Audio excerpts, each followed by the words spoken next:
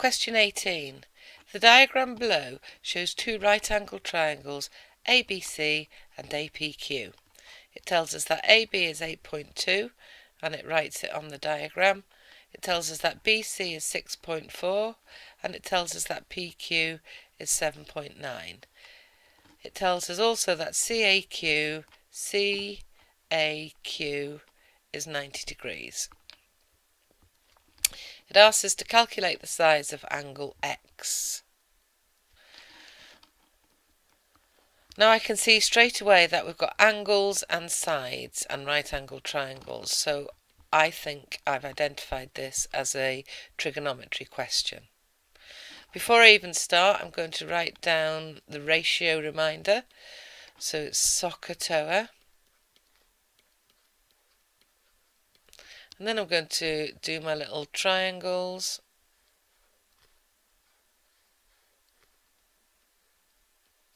Sine is equal to the opposite side over the hypotenuse. The cos of an angle is equal to the adjacent over the hypotenuse. And the tan of an angle is equal to the opposite over the adjacent. So before I get confused, I write that down because I know I'm going to need it. So it asks me to calculate the size of angle X.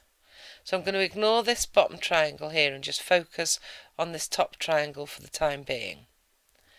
So I'm going to label my sides. This is the adjacent side, this is the hypotenuse, and this is the opposite side. I can see that the sides involved are the adjacent and the opposite. So the ratio concerned with the adjacent and the opposite is the tan. So what I can say is that the tan of X is equal to the opposite over the adjacent, which is 6.4 divided by 8.2, which is 0.78. So then I find the arctan, or tan, to the minus 1 of 0.78, which will give me the size of angle X, which is 37.95 degrees. Of course, you'll need your calculator to work that out. And that's part A. Part B asks me to find the size of angle AQ.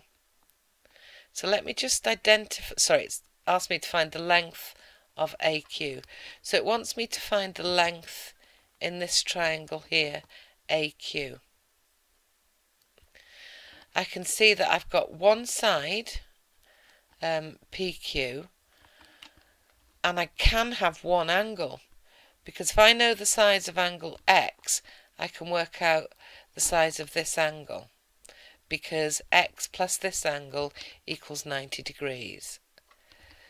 So if I have 90 degrees and take away the size of angle X, which is 37.95, that leaves me with 52.05 degrees.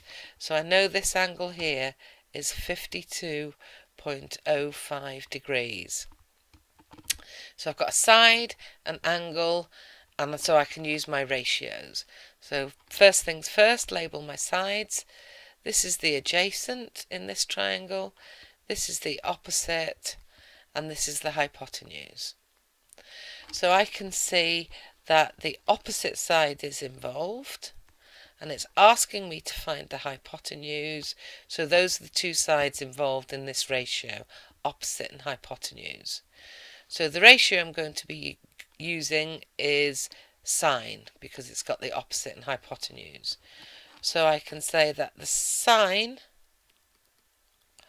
of 52.05 multiplied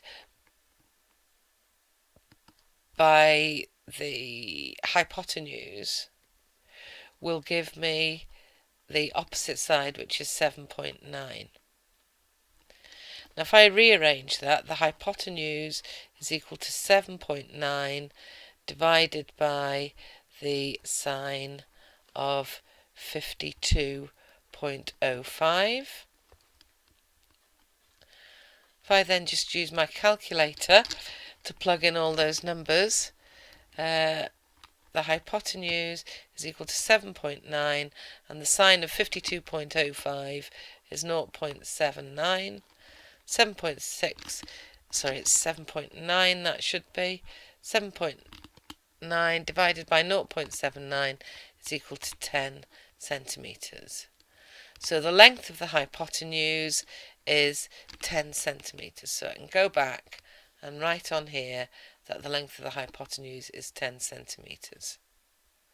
The secret to the trigonometrical questions is to write down your ratios and the triangles before you get involved in working out what you have to do, because then you won't forget them.